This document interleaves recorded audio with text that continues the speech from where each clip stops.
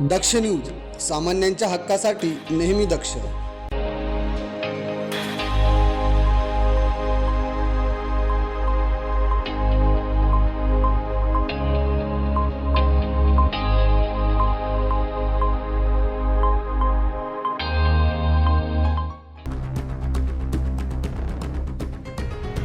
नेहा पवार आत्महत्या प्रकरणात मोठी कारवाई करण्यात आली.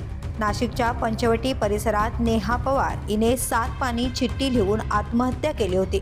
आत्महत्येच्या अनेक कारणांमध्ये अंधश्रद्धा आणि जादू टोण्याचं सावट असल्याचं उघड झाल्यानंतर पोलिसांनी तात्काळ तपास सुरू केला. महाराष्ट्र आणि विधान परिषदेच्या उपसभापती नीलम गोरे यांनी या प्रकरणात कौमार्य चाचणी व जादू टोण्याचा मुद्दा पोलिसांच्या लक्षात आणून दिल्यानंतर पंचवटी पोलिसांनी हिरवाडी येथून भोंदूबाबा मांत्रिक सुनील बबन मुंजे वय 42 वर्ष याला सोमवारी रात्री अटक केली आहे.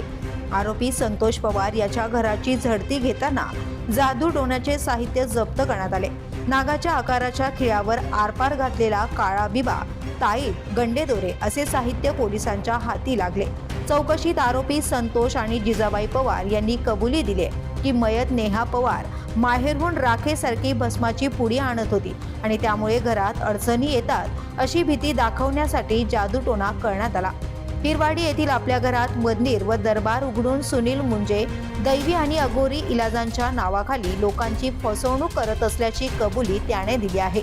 पोलिसांनी त्याला सह आरोपी बनवत जादूटोणा विरोधी कायद्याचे कलम लावले असून न्यायालयाने त्याला 1 दिवसाची पोलीस कोठडी सुनावली आहे.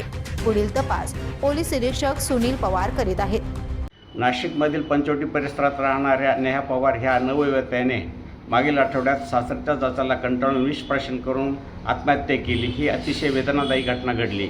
आत्महत्येची अनेक कारणं तिने सुसाईड नोट्समध्ये नमूद केलेली आहेत. त्यापैकी अंधश्रद्धायुक्त दैवी तोडगे केल्याचेही त्या नमूद होते. म्हणून महाराष्ट्र आणि नाशिकच्या कार्यकर्त्यांनी पोलिसांनी या अंगानेही तपास करावा अशी विनंती निवेदन देऊन केली होती. त्याचप्रमाणे विधान परिषदेच्या उपसभापती डॉक्टर नीलमताई गोरे यांनीही निवेदन दिले होते. त्यानुसार पोलिसांनी आज सदर भोंदूला बेड्या ठोकल्या आहेत आणि यापुढचा तपास सुरू आहे. मात्र ह्या भोंदूने अनेक लोकांना भोंदूगिरी अडकवले असण्याची शक्यता आहे, फसवले असण्याची शक्यता आहे, शोषण केले असण्याची शक्यता आहे. म्हणून अशा नागरिकांनी पंचवटी पोलिसांमध्ये जाऊन तक्रार नोंदवावी अशी विनंती, नम्र आवाहन महाराष्ट्राच्या वतीने आम्ही करीत आहोत. या भोंदूबाबाने आणखी कुणाला फसविले त्याची चौकशी पोलिसांनी करावी. लोकांनी अशा अंधश्रद्धायुक्त प्रकारांपासून दूर राहावे.